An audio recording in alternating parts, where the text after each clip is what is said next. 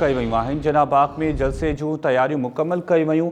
नून league अॻवान Maryam Nawaz, PP chairman Bilawal Bhutto Zardari, JUI सरबराह फज़लुर रहमान ऐं ॿिया अॻवान ख़िताब कंदा।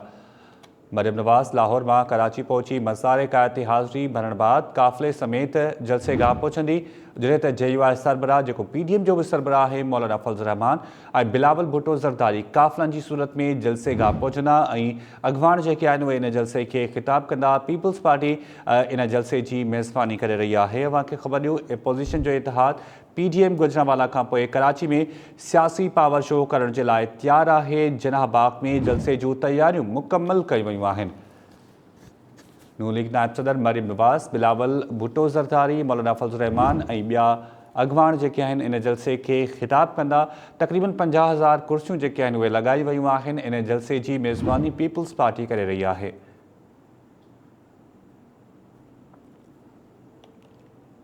मरियम नवाज़ लाहौर मां कराची पहुची मज़ार कायद ते हाज़िरी बाद काफ़िले समेत जलसेगाह पहुचंदी। मौलाना फज़लुर रहमान ऐं बिलावल भुट्टो ज़रदारी काफ़िलनि जी सूरत में जलसेगाह पहुचंदा। इन ही हवाले से अपडेट्स मालूम कंदासीं। असां लाइन ते मौजूद है टाइम न्यूज़ जो ब्यूरो चीफ दोदो चांडियो। दोदो, छा अपडेट्स आहिनि? अॼोको जलसो जेको आहे उहो थी रहियो आहे, इन तैयारियूं मुकम्मल कई वयूं आहिनि। पीपल्स पार्टी जी दावा आहे त गुजरांवाले वारे जलसे खां वधीक माण्हू हिते हूंदा, छाकाणि त कुर्सियूं बि वधीक लॻाई वयूं आहिनि, ग्राउंड बि वधीक आहे। जी बिल्कुल जनाब, आज कराची के अंदर जलसन के हवाले से सब का वडो मैदान है। मज़ार कायद बिल्कुल भर में यो जनाब बाग आहे। माज़ी में जेके सियासी सब का वॾा जलसा थींदा रहिया आहिनि, या जिन सब का वॾनि जलसनि जी चूंड कई वई आहे उहा हिन मैदान जी कई वई आहे। ऐं हीउ मैदान जेको आहे जंहिंमें कराची के अंदर जेतिरा बि ग्राउंड आहिनि उनमें सब खां वधीक माण्हुनि जी जेका कैपेसिटी आहे उहा हिन जनाब बाग वारे हिन ग्राउंड में आहे। इन करे पाकिस्तान पीपल्स पार्टी छा मेज़बान आहे। गुजरांवाला जलसे में मुस्लिम लीग नवाज़ मेज़बान हुई ऐं उते घणे में घणी जेका शिरकत जी ज़िम्मेवारी हुई उहा मुस्लिम लीग नवाज़ ते हुई।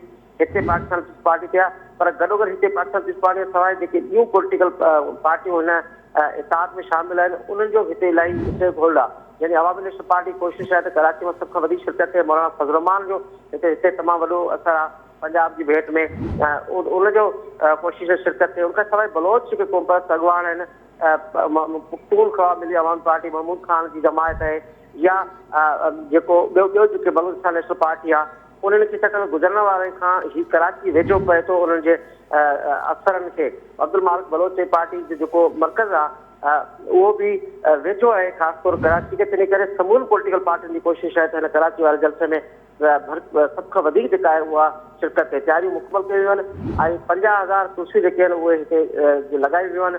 3 अलॻि स्टेज ठाहिया विया आहिनि, यानी मर्कज़ी जेका लीडरशिप आहे उन लाइ अलॻि स्टेज आहे ऐं बाक़ी जेके लीडरशिप आहिनि, जेके सेकंड लीडरशिप आहे पार्टियुनि जी, उन्हनि जे वेहण जे लाइ अलॻि अलॻि कया विया आहिनि। इहे इंतहाई अहम जेके इंतज़ाम आहिनि हिफ़ाज़त जे हवाले सां उहे कया विया आहिनि। हुन खां अॻु में छाकाणि त अॼु 18 अक्टूबर आहे ऐं कारसाज़ फारियो आहे, तंहिं करे कारसाज़ वटि जेको शहीद मोहतरमा बेनज़ीर भुट्टो जे काफ़िले ते 2007 में जेको 18 अक्टूबर ते हमिलो थियो हुयो दहशतगर्दी जो, उन जॻह ते उते जेको शहीदनि जो यादगार ठाहियो आहे उते बि राति खां वठी जेको आहे ॾिया ॿारिया पिया वञनि। बिलावल भुट्टो बि उते हाज़िरी भरींदो। मरियम जेको आहे उहा नवाज़ उहा उतां खां रैली शिकिल में मज़ार कायद ते ईंदी। उन खां पोइ जेको आहे उहो जलसेगाह में शिरकत कंदी। मौलाना फज़लुर रहमान राति ई जेको आहे उहो पहुची चुको आहे। अफ़संजार वली जेको आहे राति खां पहुची चुको आहे। ॿिया जेके अॻवान आहिनि उहे राति खां ई पहुची चुका आहिनि कराची में। त हीअ जेके बि अॻवान आहिनि उन्हनि जो अॼु ही सभ खां वॾो जेको पॉलिटिकल ॿियो वॾो जलसो मुखालिफ़ फ़िरक़े जमातुनि जो आहे उहो अॼु कराची में थी रहियो आहे ऐं उनजे हवाले सां तैयारियूं मुकमल आहिनि। ऐं अॼु शाम जो 5 वॻे जनाब बाग में जेको आहे जलसे जी बाज़ाब्ता तौर शुरूआत थींदी।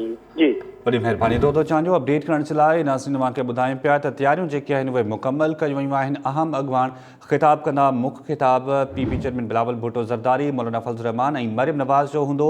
अव्हांखे अपडेट कयूं पिया नाज़रीन। ऐं जलसो जेको आहे उहो अॼु थी रहियो आहे, इन हवाले सां तैयारियूं मुकम्मल कयूं वयूं आहिनि। अॻवान जेके आहिनि उहे कराची पहुचनि पिया। मौलाना फज़लुर रहमान कराची पहुतल आहे।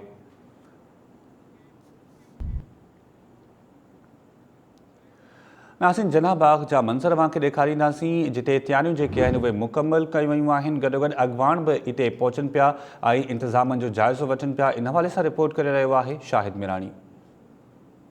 पाकिस्तान पीपल्स पार्टी जी मेज़बानी हेठि अॼु जेको पाकिस्तान डेमोक्रेटिक मूवमेंट जो जेको अॼु जलसो कराची जे जनाब बाग में मुनक़िद थियो आहे, उन जलसे जूं तयारियूं मुकमल थी वियूं आहिनि। 4:30 वॻे बाज़ाब्ता तौर ते जलसो जेको आहे उहो शुरू थी वेंदो ऐं जेके पाकिस्तान डेमोक्रेटिक मूवमेंट जूं जेके इतिहादी जेके जमायतूं आहिनि, उनमें पाकिस्तान मुस्लिम लीग नून आहे, पीपल्स पार्टी आहे, JUI आहे ऐं इन खां सवाइ ॿियूं बि मजमूई तौर ते जेके 11 जमायतूं आहिनि, उन्हनि जा अॻवान जेके आहिनि उहे कराची पहुची चुका आहिनि। पर 12 वॻे पाकिस्तान मुस्लिम लीग नून जी जेकी मरकज़ी अॻवान आहे मरियम नवाज़, उहा बि लाहौर खां कराची एयरपोर्ट ताईं पहुचंदी ऐं एयरपोर्ट खां उहा काफ़िले जी सूरत में जेको आहे कराची जे हिकिड़े होटल में वेंदी, जिते हुन पारां मीडिया सां ॻाल्हि ॿोल बि कई वेंदी ऐं उनखां पोइ हू जलसेगाह में पहुची वेंदी।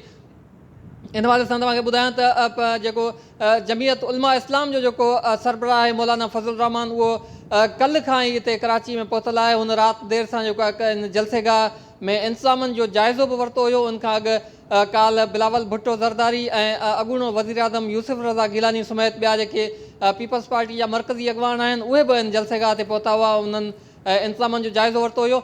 हिन वक़्तु जेको आहे जलसे जा स्टेज जेके आहिनि, हीअ जेकॾहिं मुंहिंजो कैमरामैन तव्हांखे ॾेखारे सघे त स्टेज मुकमल तौर ते तयारु थी वियो आहे। स्टेज जेको आहे उहो 3 स्टेज ठाहिया विया आहिनि। हिकिड़ो जेको हीअ मेन स्टेज तव्हांखे नज़र ईंदो हूंदो, इन में पाकिस्तान डेमोक्रेटिक मूवमेंट जा जेके मरकज़ी अॻवान आहिनि उहे वेहंदा। उन में 50 माण्हुनि जी गुंजाइश रखी वई आहे ऐं उन सां गॾु जेके ॿिया 2 जेके स्टेज ठाहिया विया आहिनि, इहे 11 जेके जमायतूं आहिनि डेमोक्रेटिक मूवमेंट में, उन्हनि जा जेके सूबाई अॻवान आहिनि उहे उन में वेहंदा। ऐं इन खां अलावा हेॾां जेकॾहिं तव्हांखे मुंहिंजो कैमरामैन ॾेखारे सघे त हीअ पिंडाल जेको आहे माण्हुनि जो, उहो पिंडाल बि मुकमल तौर ते तयारु थी चुको आहे। तयारियूं जेके आहिनि उहे मुकमल थी चुकियूं आहिनि।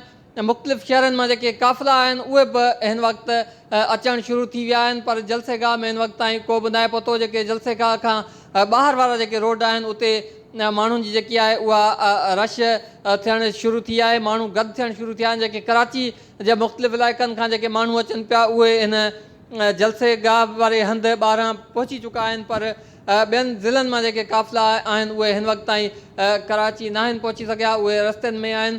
4:30 वॻे ॿुधायो पियो वञे त हीउ जलसो जेको आहे बाज़ाब्ता तौर ते शुरू थी वेंदो। पाकिस्तान पीपल्स पार्टी जो चेयरमैन बिलावल भुट्टो ज़रदारी हिन जलसेगाह में पहुचण खां अॻु 18 अक्टूबर जे शहीदनि वारी यादगार आहे जेकी शाहराह फैसल ते कारसाज़ वटि, उते हू हाज़िरी भरींदो पार्टी जी आला क़यादत सां गॾु ऐं उनखां पोइ हू हिते जलसेगाह ते पहुचंदो। जी वॾी महिरबानी शाहिद मिरानी। अपडेट करण जे लाइ तयारियूं जेके आहिनि उहे मुकमल कयूं वयूं आहिनि।